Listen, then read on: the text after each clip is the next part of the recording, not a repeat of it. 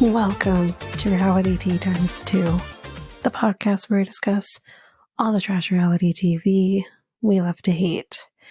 I'm Danica, and today I'm going to be discussing a little bit of part one of the tell-all.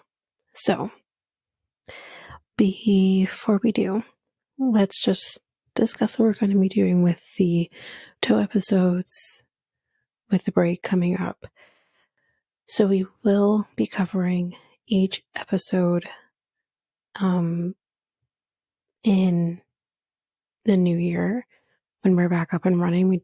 I still want to discuss this. Crazy so far. So we'll do, I believe there's 4 parts to this. So we will do part 2 and 3 in an episode, and then part 4 will be in its own episode. So that's what we'll do. And yeah, you should have that not too long after January 7th. We will figure out when that will be. Again, we will, put stuff up on social media, so to put it out there as to what you can expect.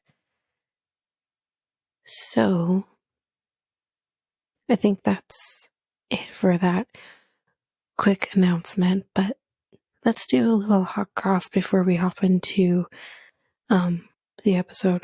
So apparently TLC has announced that we will be expecting a 2-part special for Christine's wedding to David, which we have talked about.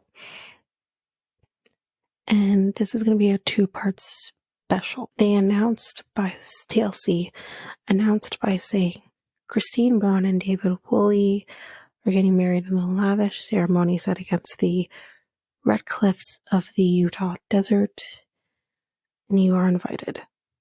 After years of struggling in her plural marriage to Cody, Christine Brown has met the love of her life set against the majestic red rocks of Moab, I think is how you say it. Christine gets the big traditional wedding she has always dreamed of. So, part 1 of the special will air on January 7th and part 2 on January 14th. So, whether or not we will cover this will be determined. I'll keep everyone updated as, kind of depends. We might just do one just general episode talking about it. I can't imagine we'll do like an episode for each part. I can't imagine there's a lot to discuss. I'm assuming we're not going to have a lot of outside comments. So I imagine it's going to be strictly focused on the wedding, but we will see. We might just do just one general discussion about it. I do have another picture that I did not see before of their wedding, so I will post this to our socials so you can see it too. It's kind of gives you more of a look of the background. Next thing we're going to talk about, Single Life season 4 is coming soon, and if I'm correct, it should probably be going in place of like Gateau, Chateau, whatever. So that is coming. But again, I think a lot of us can agree we haven't heard much about who we can expect on this season of Single Life, especially with January coming soon. I believe it's coming in January, so we haven't heard a whole lot, but there is, some whispers about who we can expect. So, one person that's out there is Jamal, Kimberly's son. If you remember Kim. We had Veronica last season, so I guess we'll have Jamal this season. I don't know if we'll see Veronica. Don't know what it's going to look like, but that's what is potential. This is all potential. It's all potential. This is not set in stone. I guess we'll figure that out as time goes. And next potential could be Christian. Of Christian and Cleo. No. Abort mission. No one asked for this. I don't want to see him on my screen again. Ugh. Anyways, that's a potential. Talk about potential. What about Kim herself? Could be a cast member on The Single Life. And Rosvin. Rosvin could be on The Single Life. I'm here for it. I don't mind looking at him a little more. Hamza. Remember Hamza? Of Hamza and Memphis, of Migo Poopy, or I can't read this, her garbage. He could potentially be in The Single Life. I would be surprised, honestly, but we'll see. Asuelu could potentially be on The Single Life, which would be interesting, seeing as there are rumors circling that he is headed back to Samoa. Whether that's forced on him or volunteering to move back to Samoa is to be determined. But yes, Sophie, the Sophie that we see in the current 90 Day OG season, might be on The Single Life. I don't think so, and I'll tell you why I don't think so. This is going to be a hot cross probably for another episode, but there is a rumor that we might see Sophie and Rob on the next season of The Last Resort. So if Sophie were to end up on The Single Life, it's not going to be for this season. It might be for the next. But we'll see. And as we kind of already know, Patrick's brother, John, might definitely be on The Single Life. That's been a rumor that's been circulating for some time now. I am here for it. Here for it. Bring it. Apparently, people don't like him. And this is what I'm going to say. Every one of you are wrong. I'm kidding. Everyone's entitled to their opinion. But anyways. So, yeah. That's basically it for that. So we're going to end it there for the hot cross. We are going to have more, of course. So, you can expect that in the following episodes. I think we have 3 more main episodes for sure that you can expect more hot cross on. So, again, this is going to be a similar format to the 90 Day OG one that we're doing for this week. Not going to be a full recap. It's just going to be my thoughts. Some things might get missed. I'm going to try my best. But let's get into it. So, the first thing that we do is obviously we do the introductions of everybody, find out how they're doing. Of course, we know Danielle and Johan are still separate, even though she is still living in the Dominican Republic. We don't get any more about that for now. We kind of talk with everybody, whatever. There's not a whole lot in the initially that I want to touch on, so we will save it. Then we find out that we have 4 alumni, let's call them, of this French franchise, which is Tim. We have Andre. I'm confused, but nonetheless, we have Kalani and we have Tanya. I'm going to try not to call her Tania. But anyway, Tanya. So that's who we have here. Gonna put their 2 cents in. Well, I'll leave my thoughts and my feelings about what I think about these editions versus like the studio audience that we had for the last season, actually, or before the 90. So I'll save my thoughts to the end about how I feel. But let's talk looks really quickly. Shaun Robinson looked incredible, as always. I really enjoyed her in this white suit. She looked amazing. She always does, though. And then just to kind of go through it, Tanya, whatever. She looked really nice. She knows her color. She knows her color is red. She looks good in red. Tim looked okay. Tim looked like Tim. Then nothing else to say. Kalani looked great. I honestly don't remember what Andre looked like, so let's move on. I usually really focus on the women. The men looked fine, whatever, but I always really focus on the women, how they look. I didn't like what Kim was wearing. I don't know if this is traditional or like Indian garb. I don't think it is, but I think it was the color combination for me. Didn't like it. I thought her hair looked great. Whatever. I thought Mary, from what I could see, looked good. Who else? Shekinah didn't like the color of the dress that she was wearing. I thought Kirsten looked great from what I could see.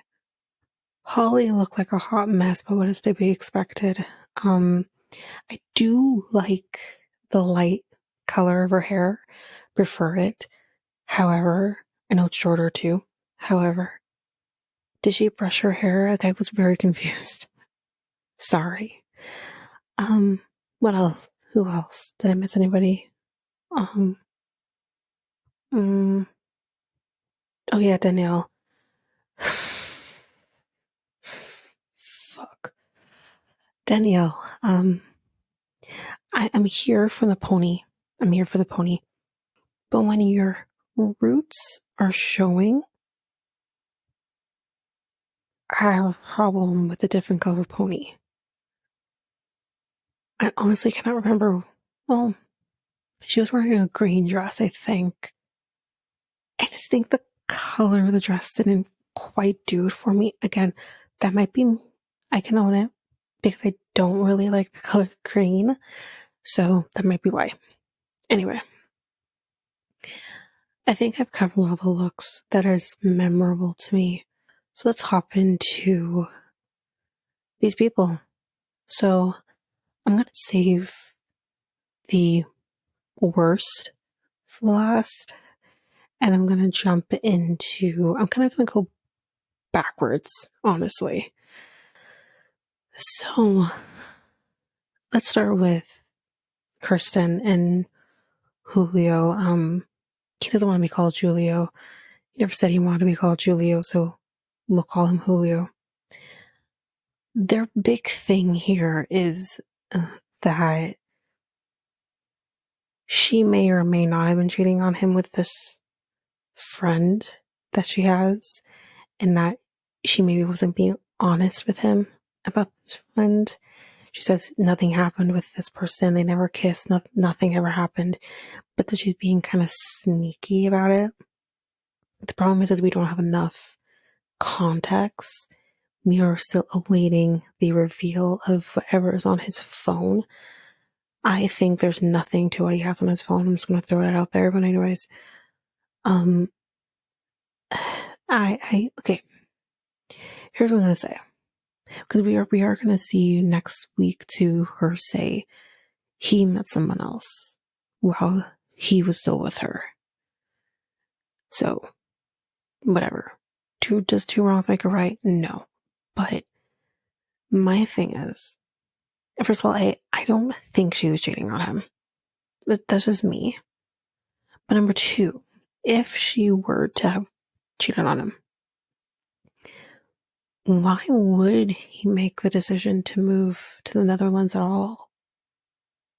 If you know someone's potentially cheating on you, why would you make such a drastic move to a whole ass other country?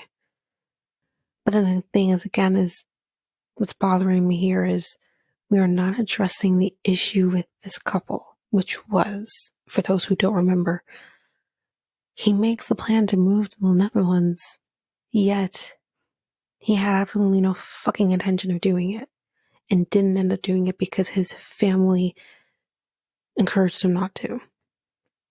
That's the fucking issue here. The issue here is that he led her to believe something would happen and it never did. It was never going to. We're not addressing the fucking issue. So we need to address the issue. I'm hoping and I'm praying that Shaun will come through and ask the right question. Because the question is, sir, despite the cheating, if that's true, you made the plan to go and then backed out. And then you want to sit here and be like, just whatever happened in that clip is not being addressed. That's my problem here. If she cheated, fine, but then why would you choose to move? Anyway,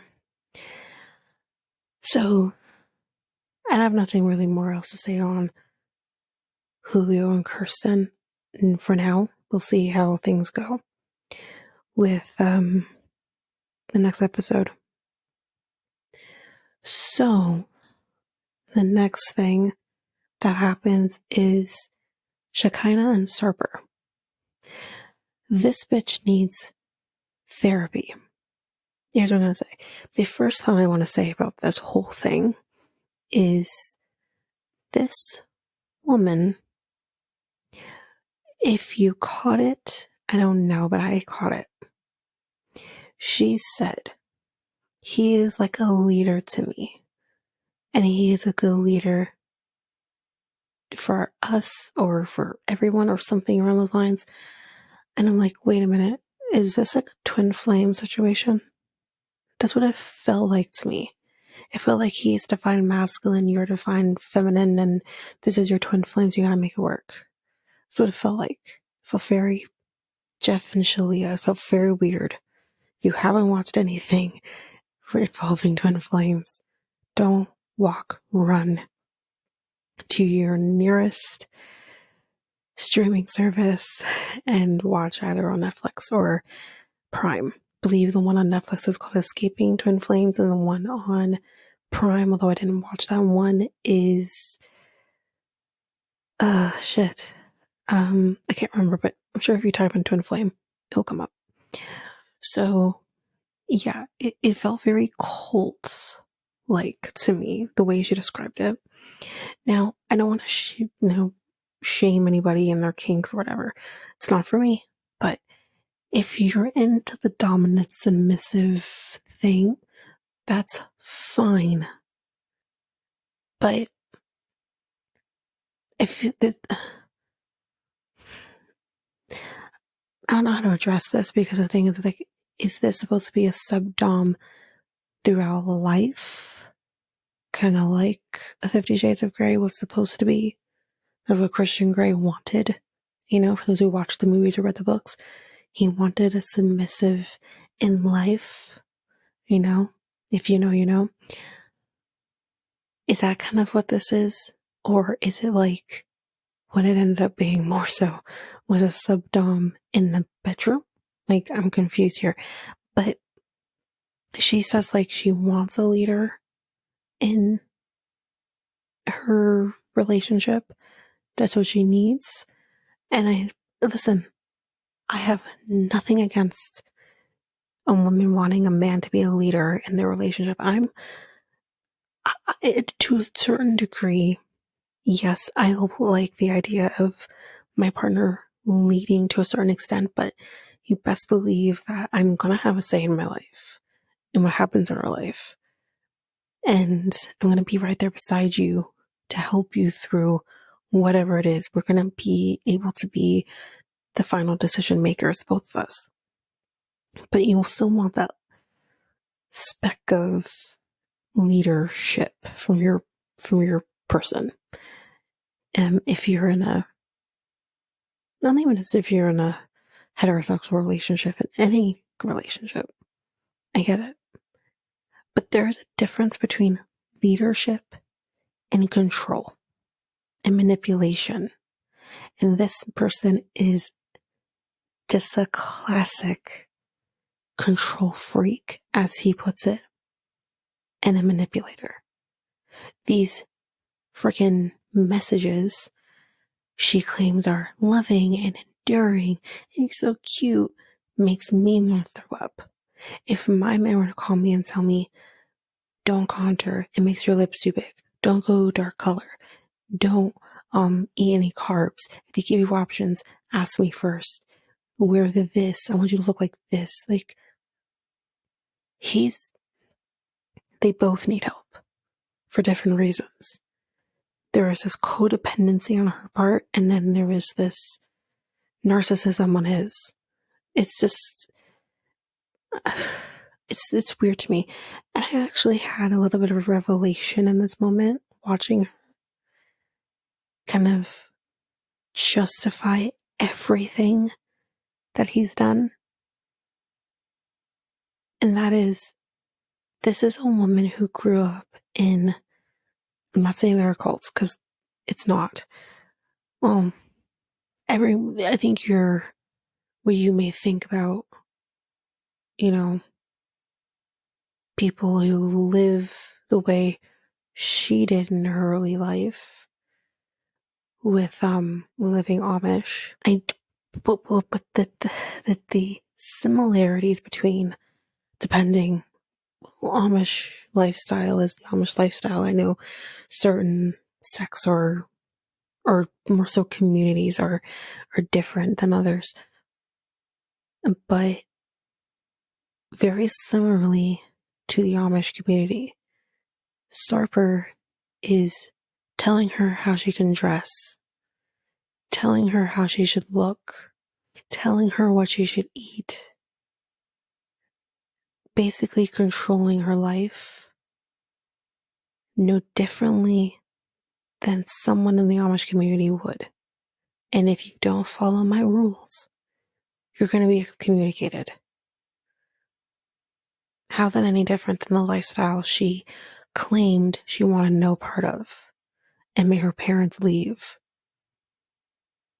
I'm just saying. It's really interesting. And seeing her justify everything and saying that this is her best relationship that she's ever been in. If this is the best relationship you have ever been in, ma'am, what atrocities have you encountered before him? And no wonder you're letting him do this to you. Now, the whole video situation with her sister, with Shariah, I was actually half expecting this woman, Shekinah, in the moment to say, okay, relax. The only reason she couldn't is because it was a video. But I don't know. I think he's garbage. I don't know if I can feel sorry for her because this just, I don't understand. And while I'm on the topic of Shekinah too, there seems to be this weird beef-ish, is what you call it, between her and Danielle. She said she said hi to Danielle, but Danielle didn't say hi to her. Weird. The only other thing I want to mention here, which has actually made me fucking laugh out loud, is Holly pipes in, similarly to what Amanda would probably do in this moment, and say, well, I like a guy who controls me, makes me feel like they care about me. And she kind of agrees. I'm going to unpack that in a second, but I want to say this. You talk about the fact, Holly, that you want your man to control you, yet Wayne wanted you to stay in South Africa, yet he couldn't control you to do that. you found as soon as you could, you left his ass back in South Africa so you can be back in America. He couldn't control you then. Because to me, you talk about control, wouldn't he then have made you stay? Like, what if he said, no, Ollie, you're not leaving? Would you have stayed? Probably not. Probably still wouldn't have gone. Did you think, like, it doesn't make sense to me? But anyways, here I'm going to unpack this.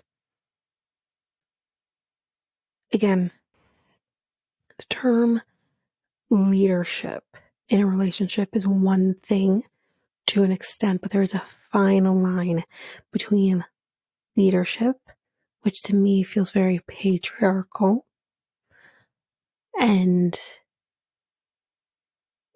control.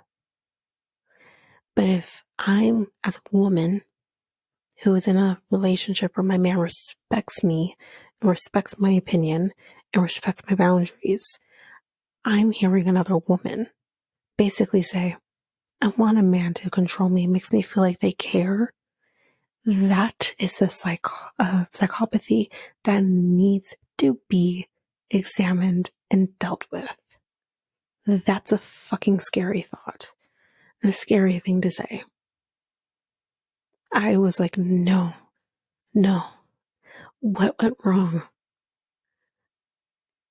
But I feel like this poor girl has seen some shit for her to say something like that. Both of them. Both Shekinah and Holly.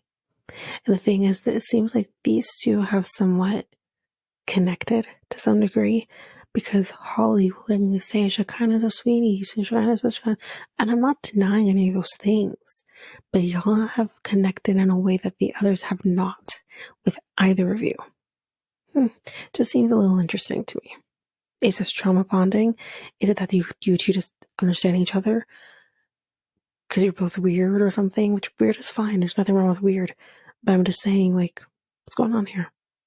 Anyway, I have nothing else to really say about Shekinah and Sarper. Okay, there's one more thing I will mention. I think Armando or Kenny, it was Armando. He does ask Sarper here, have you ever caught anything from anyone? I mean, you've had sex with 2,500 women. Anyone? And he says, no. And apparently, Shekinah did ask him to do an STD test because she was going to be entering this serious relationship. And I thought to myself, well, wait a minute, didn't you sleep with him before that? What difference would it have made at that point? I guess he could have continued having sex with, he slept with 2 other women that same day. But anyways, I'm just saying. So let's leave that alone now. Let's head up over to, let's head over to, what you would call it? Blanking. Oh yes, Kimberly and TJ, which is kind of was the first couple. Kimberly and TJ were kind of talking about everything. We first started off with the apartment and her reaction to the apartment. Do we think she's ungrateful, guys? Unappreciative, is that it? And I said, you know what? I think unappreciative is the wrong word to use in this moment, although I understand it. What I'm going to say is probably the only time I'm going to be not a Kimberly apologist by any means, but just want to use different wording here. Do I think she was unappreciative? Yes. But I think the issue here is the woman does not know how to communicate her frustrations in a constructive, calm way, as calm as you possibly can. She is unable to do that. We see that many fucking times throughout the series, the season. So many times. It's ridiculous. That's the fucking problem here. Can both things be correct? Yes. But I'm just saying, I feel like unappreciative is the wrong word to use, but she isn't. We'll say that. But we do find out here that Kimberly actually never knew about the loan, the 7-year loan that TJ has. She never knew about the loan. And she does say here in this moment, I wish I knew about that. He never told me that. And I will agree. You're planning to marry this woman. You should maybe talk about potential debt you're going to be getting into. Now, if it weren't for Andre asking this question, Kimberly probably to this day would never know that the loan is for $12,000, which is not, it's not horrible. That's actually pretty good for an entire upstairs apartment being renovated. Now, was that a good renovation to what I think maybe a westernized standard might be? No. But still, I mean, there are worse situations than having no baseboards in certain areas. You know what I mean? You need a door, fine. We'll get you a door. Like it's maybe you don't get a door cable, fine. We'll get a curtain or something. You know, there are ways around that. So there's that. But yeah, I did think that was again, it's another example of how TJ does not communicate either. TJ does not communicate. He's no better. I haven't forgotten him. But then, and then we decide it's a good idea to bring on Jenny and Submit now. I know like the world, and I've been guilty of it too, have said like, oh, well, Jenny and Submit did it. Like, why can't any of the other ones just suck it up and deal with it? Well, everyone handles this differently. The difference that I think is so telling between these two, between Jenny and Submit and like Jen and Rishi, DJ and Kimberly, is the fact that Submit and Jenny don't live with his parents. Can you imagine? But Jen was expected to live in Rishi's house. Kimberly is expected to live in TJ's house. It's his expectation, right? So it's very different. But anyways, we bring them on. I'm trying to see if there's anything else that happened. Kimberly says she hates India, whatever. Let's continue. So anyways, Jenny basically says like all of these things, like she's unappreciative, she's ungrateful for this apartment that I think was really nice. Like I didn't have that. And Kimberly immediately goes in and says, Jenny, your opinion doesn't matter to me. And Jenny says, your opinion doesn't matter to me. She wasn't giving her opinion, Jenny, but anyway, she then goes in and kind of says, like, you're rude to his family, you're rude to him. I have never been, and also you're rude about just India in general. And she says, like, I've always been respectful of his parents. Mm. The one thing I will say about respecting the parents, she hasn't always made the best choices, as we know, where Submit is concerned. She has never cussed out his parents.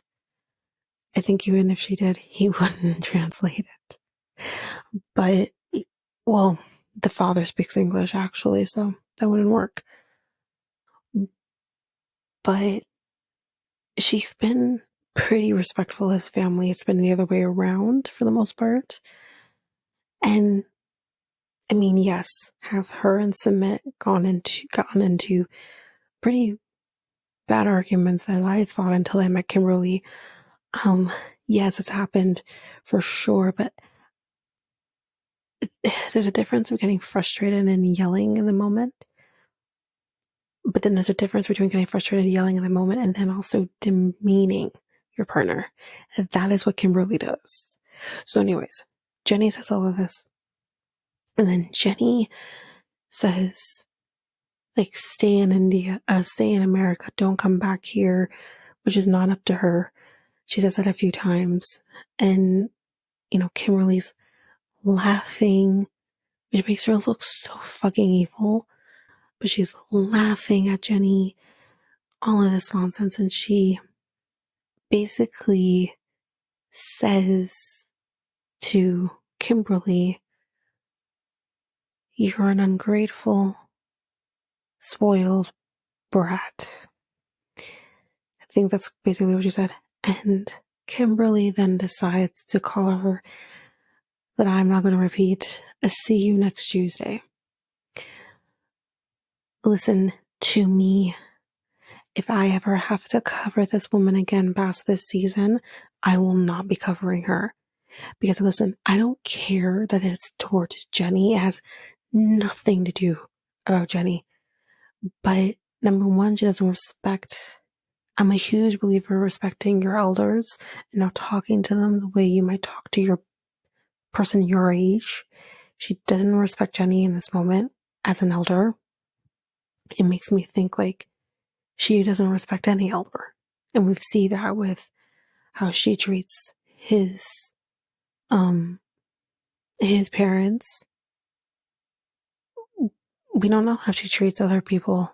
We haven't seen that. We've seen her with her dad and her stepmom, but like, we don't know. And